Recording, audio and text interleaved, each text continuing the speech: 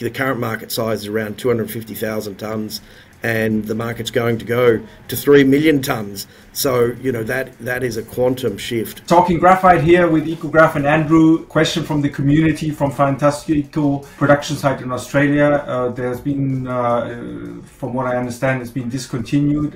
Could you please share a bit of the background, the rationale behind that decision? Yes, the decision to defer the Australian facility was really founded on a number of reasons, largely the IRA, US state government's announcement on their tax credits in the US shifted a lot of interest into the US of A. We also saw COVID play an interesting role, that we didn't see the uptake in demand for natural spherical graphite. And I guess we've had to change our plans a little bit, and we're looking to develop a product qualification facility as our first stage into the manufacturing of purified spherical graphite, and that'll occur in Australia, and that will lead to a single phase commercial plant where we can not only look at locating it in Australia, but also overseas in the US, Asia and Europe. Okay, yeah, makes sense. I mean, with the Biden Inflation Act pouring out massive subsidies, you need to have the final kind of processing in the US in order to qualify for those subsidies. Is that correct? Absolutely. The market demand forecast for graphite is going to be enormous. We're seeing quite significant changes in these major gigafactory markets in Europe and the US, and their policies and legislation are trying to force the manufacturing into those regions, and we have to work with those supply chains. And it's not only ourselves that have changed plans around that demand, but other major battery and EV manufacturers also changing their plans in light of these changes as well. Andrew, a quick follow-up question on that one. Perhaps you can outline what these packages of this Biden infrastructure package actually can bring for a company like EcoGraf. Well, it's supporting there was two policy changes that were quite significant last year. The Mineral Security Partnership was the first one, announced in mid last year, which was aligning countries to develop supply chains outside of China on the critical and battery minerals.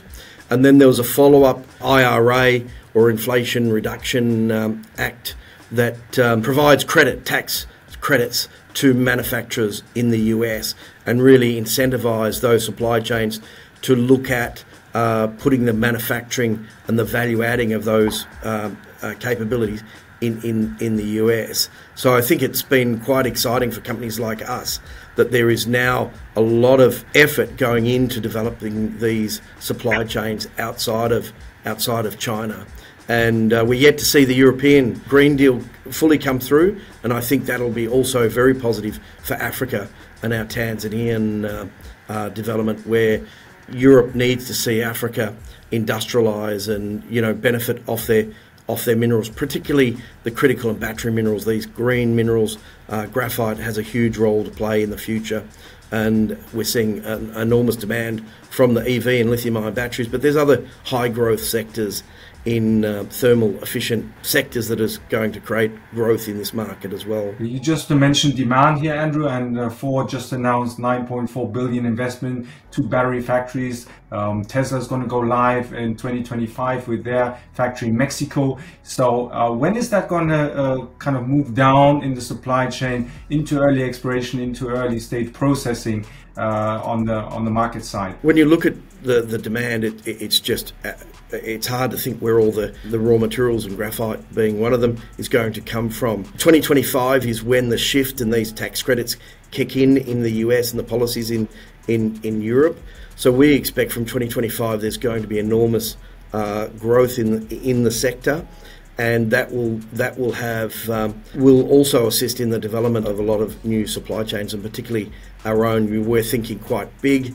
At Apanco, we're starting off at 73,000 tonnes per annum, but where our team is working on how we can scale that up to 300,000 tonnes. And when you calculate all the demand, there's going to be, I think that the sector is being, the end consumers are underestimating where this raw material is going to come from. Even if there's a greater weighting of natural graphite over synthetic or vice versa, it's still a lot of material. The market size, the current market size is around 250,000 tonnes, and the market's going to go to 3 million tonnes. So, that is a quantum shift, and, presents a great opportunity. And, we think that we've got a really a strong value proposition from not only our mine, but our downstream. And we think, recycling is going to play an important gap in the future.